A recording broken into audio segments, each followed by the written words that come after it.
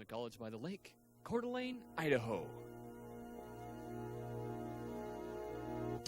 Local, regional, national, and international guests discussing the issues and topics affecting the way you live are on Forum, the North Idaho College Public Forum, with your host and moderator, political scientist Tony Stewart. I am most pleased to welcome you to our program today, and our subject is population explosion. We want to look at that trend and what it does for the whole planet, and particularly as we move into the 21st century. We could not be more fortunate than we are today to have the type of person that is an expert in this field to be with us as our guest. I welcome to the program Mr. Warner Fornes, who has been described as the foremost spokesman on global population issues.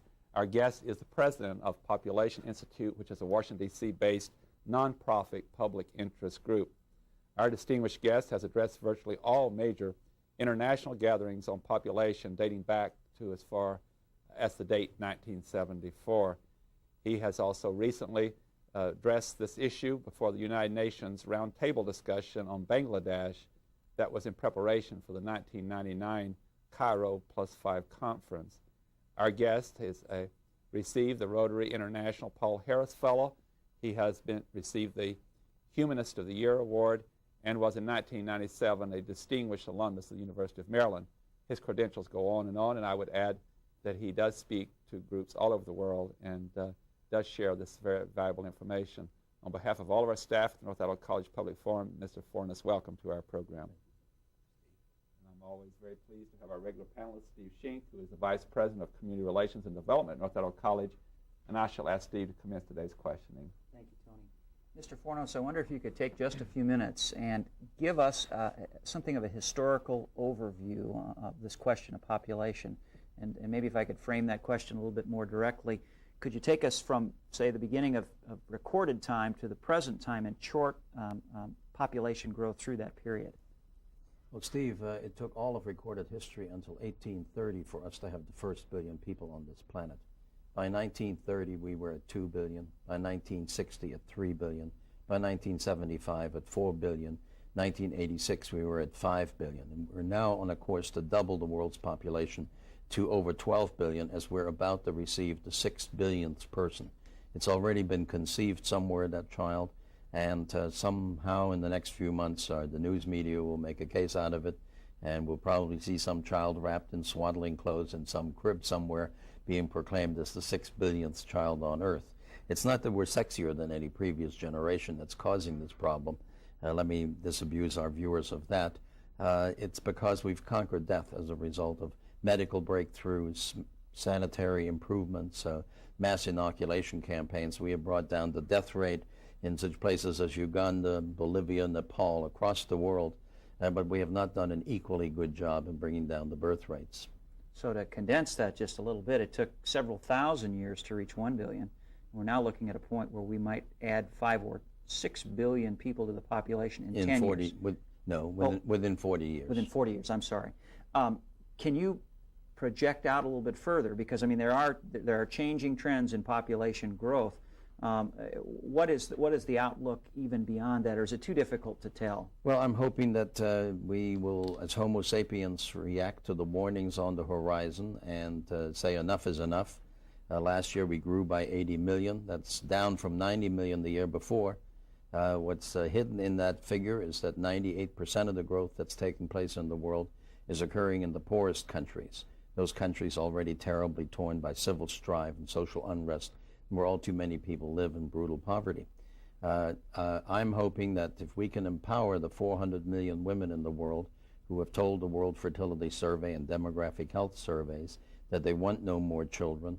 Most of them didn't want their last pregnancy or want to space time in between pregnancies to protect the life of the mother and the infant. If we can empower those 400 million to prevent unintended pregnancies, we'll probably stabilize the world's population at around 8 billion rather than the current prediction of us climbing the 12 billion within 40 years. The problem is not a lack of technology. We know how people get pregnant and how to prevent it. We have the will and the desire on the part of people, even in the poorest places in the world. What we need is the resources to be able to help them. Mobilization of very small amounts of money, when you think about it, This year, for instance, the United States will spend roughly $385 million in population assistance. A much lesser degree, of course, in Canada.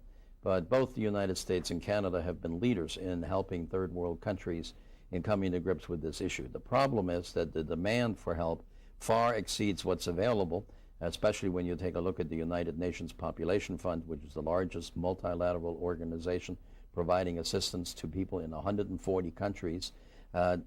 They have a budget this year of $300 million. That's what they're able to get from the voluntary contributions of people throughout the world, mostly governments. But the demand upon UNFPA for help, the request for help from the poorest countries in the world, exceeds $1.1 billion. And this is no time for us to have economic belt tightening either in the United States or in Canada, as we're currently seeing. You see, 4 years ago, the U.S. contribution for population assistance was $585 million. So within a 4-year period, even despite unprecedented growth, we're looking at only $385 million to be available. This is the most cost-effective humanitarian assistance that any government can provide in the world if we're going to see a better quality of life. And yet people don't realize that, because we spend billions bailing out disasters. We're a very caring people. We're always going to be there when a disaster strikes. We ought to be worrying about how to prevent disasters so that we don't have to bankrupt our national treasuries. If Tony will allow me one more question of a pretty general nature, and you may have already given us the answer to this question I'm going to pose, but you say your hope is that we will stabilize population. What do you see that is most hopeful in that regard, and what do you see that's most discouraging? Well, the most hopeful is the fact that when I started in population in 1972, only 5% of couples around the world were practicing responsible parenthood or unintended pregnancy prevention. Today in the world, we're up to 55% of couples of reproductive age doing so. The biggest drawback to solving the problem is the lack of the resources to do it. I mean, a Bangladesh family earning $200 a year per capita cannot afford a $30 cycle of birth control pills. It's just too prohibitively expensive, and since most of the patents on birth control devices are owned by Japan, the United States, and Germany, we have to be more forthcoming and help, not in making cash available to these countries, but helping them with the means by which to limit their fertility. Today, out of every $5 spent on family planning programs or unintended pregnancy prevention programs, 4 of those dollars are donated by the countries themselves. The $1 that comes from external resources is to do the things that they cannot do for themselves, to purchase the commodities, to bring in the doctors to do training for how to do laparoscopic operations, how to do vasectomies, to help preventative health care workers become trained to take the message to even the poorest and most remote village in the world. The bad news is that we have all too many male politicians in the world who don't care about these issues. They themselves can't get pregnant. And this is a woman's issue we're talking about today. The significant amount of suffering, especially in the 600,000 women who die each year from complications from pregnancy, cry out for attention. And if we worry about improving the status of women and achieving gender equality at the earliest possible time, the course of stabilizing world population will be accelerated. Thank you very much. I want to build on the question that Steve just asked you and your answer, and that has to do with comparing life in different parts of the world and economically speaking. You indicated in your address today at North Idaho College that education, income, and all also has a great bearing on this. Is that part of the answer in the future? Would you share with our viewers the major differences in educational status and economic status in dealing with population issues? Well, speaking here at the college today, I recommended 4 actions that can help accelerate the rate of decline, but these are the same actions that have been proposed by the International Conference on Population and Development that was held in Cairo in 1994, with 186 nations signing on to a program of action which should go a long way if implemented. It's a historical document in balancing the world's population, but also improving the quality of life. Among the 4 recommendations, one is the achievement of an 8th grade education, at least by girls in the world. Wherever a woman has achieved an 8th grade education, she has half the number of pregnancies than her uneducated sister. We need only to look at our own society to realize that. Second is full employment opportunities for women for pay. African women do 80% of Africa's agriculture, and they're not paid. So when I say with pay, it increases their status in the family, it increases their status in the community. It also makes them realize that they can afford to have smaller family size and look with love upon the children that they do have and work to get them education and work to prepare them for a labor force if there is labor around. The International Labor Organization has just recently told us that we're going to have to create 100 million jobs just this coming year to keep unemployment where it is around the world because of the significant number of young people that are entering the workforce. Unless somebody calls up after the show and says that Werner Forno said that women don't work, women do 2/3 of the world's work.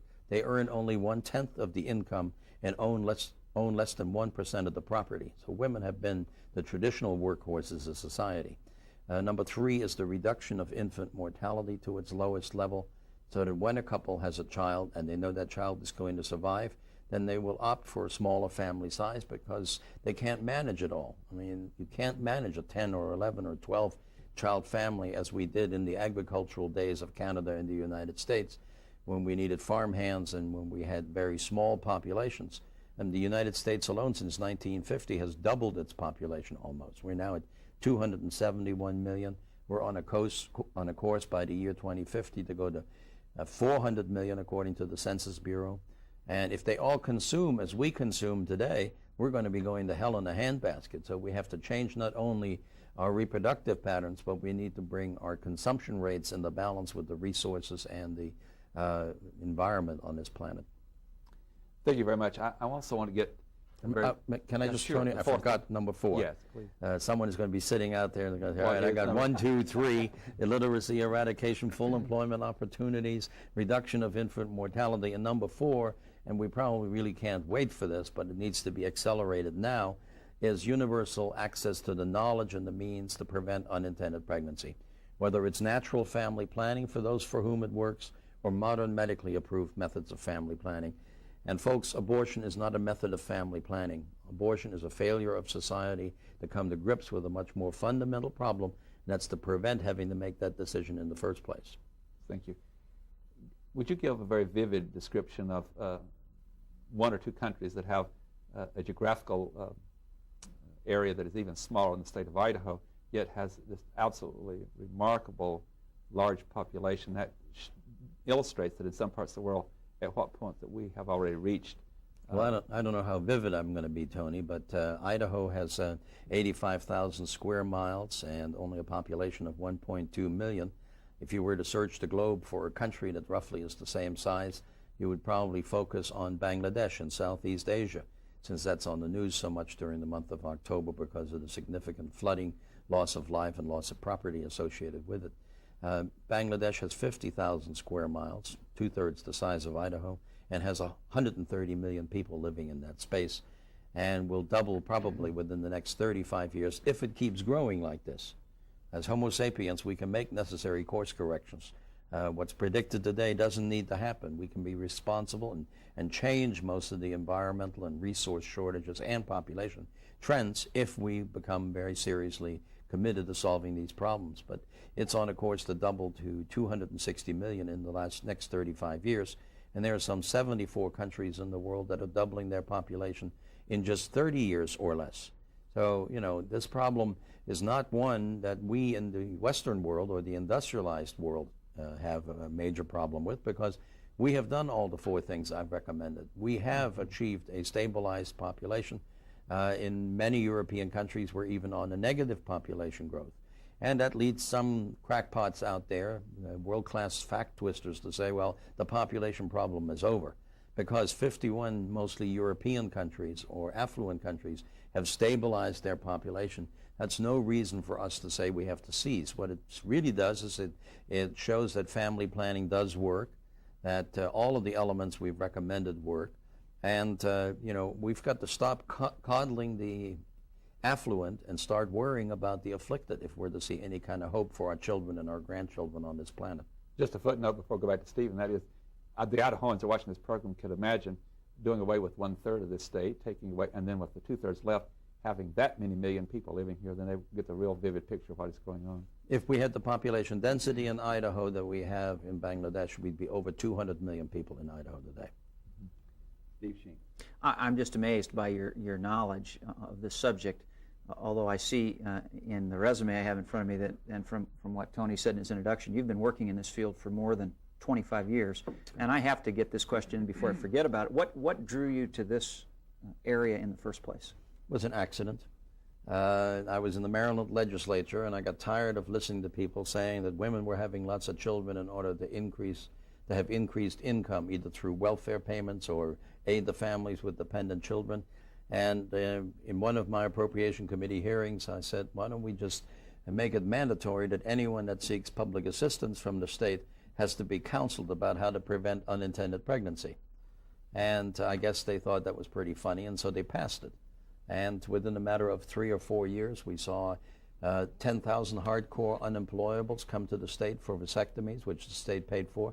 This was before the time that the federal government got involved with Title X of the Health and Human Services Act, which provides family planning services for indigent in the United States. And we saw significant savings. But in 1970, when I was State Manpower Administrator and Assistant Secretary for Human Services back in Maryland, Africa was holding the first population conference. And Africans were very suspicious about the willingness of a country as large as the United States to provide assistance in this difficult area. And so there were cries that this was genocide, or this was not some new form of economic imperialism. And the ambassador in Ghana, where the conference took place, our ambassador in Ghana, cabled the State Department and said, can you send us someone to talk about what we Americans are doing about this issue? And coincidentally, the person that headed the program in the State Department saw an article in the Washington Post and called me and said, would you mind going over and telling your story to the Africans?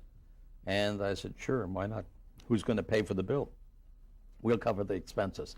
And I went, and I got booed out of the hall, literally booed out of the hall by these 1,000 Africans from all over the African continent, even though it was, even at that time, the fastest growing continent in the world. And I don't take booing very lightly, and so I said, I must be onto something. And I've been involved in population ever since. I see. Thank you. You've answered a big part of this question already, but I do want to give the audience an opportunity to take a look at population issues from a global perspective. And it does seem, from what you said, that this is very much a have-not problem. Yes. As you look at the globe, could you tell us just a little bit more about where the problem of overpopulation is most serious and where it seems to be pretty well under control? Continent-wise, of course, the African continent has to be the one to give us the greatest amount of concern. There are today some 750 million Africans. They're growing at a rate where within 25 years there'll be 1.5 billion. We still see too many places where the average fertility is between 6 and 8 children. That's already taken care of all the dying. And so Africa is the fastest growing continent, but it's also one where we're seeing a tremendous amount of danger as a result of death. We may very well see significant increases in the death rate, especially due to AIDS. Countries like Zimbabwe have 25% of the population with AIDS. You have Uganda. You can pick out any number of African countries that have in the double-digit numbers of people affected with AIDS. But you also continue to have this annual rhythm of births, people just getting pregnant year after year. And so Africa gives us the greatest concern. There are some, I'll give you an example, Tanzania, for instance. All of us who watch public television see these wonderful National Geographic specials on the Serengeti and so on. I was in Tanzania in November of 1997 and meeting with the Prime Minister of Tanzania. He said, Mr. Fornos, we no longer boo people who speak about this subject because I've seen it happen. In 1950, we had 5 million people in Tanzania. Today, we have 32 million people. And in less than 20 years, we're going to be 64 million people. No jobs, minimum housing, poor sanitation, lack of potable water. And the problem is so real that all of our people have to come to grips with it, especially our politicians who have been afraid to touch this issue because 2/3 of Tanzania is Muslim and 1/3 is Catholic. And so fearing somehow a religious backlash, the people in Parliament and the national government have been slow to react. And though they have a national organization, UMATI, which is doing a great job in taking family planning services and parasite eradication programs into the villages and into the huts, it's a torturous job. They don't have the resources to do it themselves. They need help. The other place that I would probably point to as being the most significant trouble spot is India. India is now 1 billion people. It's roughly equal to 1/3 the size of the United States, with 1 billion people. Since 1950, Indians in need of resources for survival have cut down 80% of the Indian forests because of lack of fuel. The land that was then stripped clear has been plowed and plowed and plowed and overpumped, and the regional groundwater levels are at an all-time high, all-time low, and the rivers are polluted, it's a very unsatisfactory condition that exists in India, even though the government has constantly tried to urge people to have smaller number of children or fewer in a family. And it's not really a obstacle of national religion, because in the southeastern province of the state of Kerala, we're looking at fertility that's equal to what we have in the United States. And the magic is very simple. In 1950, the government of Kerala decided to provide all 4 of the ingredients that we've talked about for all the rest of the countries. And so they have the lowest fertility in all of India. But the people who have even lower fertility than the state of Kerala are the affluent. Affluent Indians know how they're going to achieve a better quality of life. They limit themselves to 1 or 2 children. It's the poorest people in Uttar Pradesh and in Bihar state in the northeast, where the largest population increase is occurring, and where you have the most number of women who have never seen the inside of a classroom. I'm going to jump in, if I can, with one more quick question. I want to make sure Tony gets another chance too, but there seems to be a clear link between poverty, poor people and poorly educated people, and population that's out of control. Absolutely. Are there other factors? Are there examples of poor and poorly educated people who have their population growth under control? Yes. There's some 30 countries where we're seeing that, and I'll give you an example. Thailand, since 1960, has seen a 67% reduction in fertility. 80% of couples of reproductive age are using contraceptives. And that's because the national government, from the king on down, has made this a everyday a problem to be addressed by government leaders, by the health department, by non-governmental organizations. There's a wonderful man who has gone around Thailand spreading the word, and this is Michai. As a matter of fact, Michai has done such a great job that the oxens whose owners have been vasectomized have written on the side of the oxens, "I've been Michai'd." I was in Thailand in 1976 with a group of journalists to take a look at what caused the tremendous success in that country when they didn't see a similar success in the economy.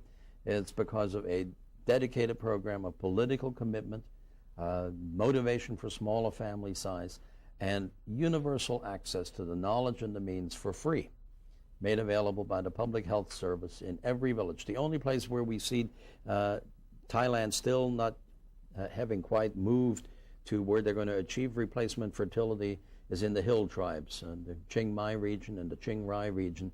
Those hill tribes just have not been reached by government health services, and that's going to be the next major obstacle for the government of Thailand to get up there and provide not only reproductive health care, but also preventative health care for those kids. Mr. Fornos, there is a political issue here too in relation to democracy versus authoritarian governments. And as you see these depleting resources, you've mentioned 80% of the forests were cut in India, the rainforest in South America, and as the water tables are tapped and less water, it seems to me as a political scientist that then you reach in to deal with legislation. So my involved question is, as we look around the globe and we see this population explosion, what threat is this to the democratic process? That is, will it require more control by governments and legislation? I'm also thinking of China, where there is a real strict control in relation to families? Well, if you tapped into the State Department's World Wide Web, there's a subject title of State Department National Plan for Strategic Planning for Future Foreign Policy. And there are three things that have the priority of the administration and of the government of the United States. One is the spreading of democracy. Number two is the safety of Americans abroad. And number three is stabilization of global population. We have already seen in the mid-60s a National Security Council study made on population and the relationship for the future of the American people. President Ford in 1974 signed the National Security Council decision memorandum that said that continued excessive population growth is a threat to the global security. And we are seeing this. I mean, it's very simple. I mean, I don't understand how our politicians that are doing the bidding of the Christian Coalition don't understand that they're performing a great disservice to the American people. Unemployment, poverty, social disintegration leads to war. It leads to young people following any ism that comes along, that when you have hopeless faces around the world, hopeless, hungry faces, lacking the opportunities, but being treated to this communications revolution that we have, whereby almost every village in the world has a television set and is watching Dynasty or Dallas or old television movies that show the extreme wealth and the extreme well-off situation that we have as American families. These young people are going to become a new kind of bomb. That's an aspiration bomb that's ticking, and that's why we're seeing this mass migration of people around the world, not just into the United States from Central America, as we're seeing now from El Salvador, Guatemala, Honduras, and Nicaragua, but into France from Western Africa, the former French colonial nations, and from the East Bloc nations, the newly independent states and the former Central European states of the communist days, moving across the Niger River and settling in the easily accessible northern hemisphere. On that point, I have to bring our permanent conclusion. I wish we had more time. I know Steve Shink joins me in that, but Mr. Warner, Fornes, thank you for being with us, the president of the Population Institute. You've been most informative. Ladies and gentlemen, I know you have found this program of great interest to you and a very serious topic, and we're very pleased each week to come to you with a program on what we believe to be an important issue. I would like to invite you to be with us again next week when we'll turn to yet another issue on the North Idaho College Public Forum. And I would also remind you that we're always happy to hear your comments by sending those to North Idaho College at 1000 West Garden Avenue in Coeur d'Alene, Idaho at 83814. Until next week, please have a good week. I am Tony Stewart.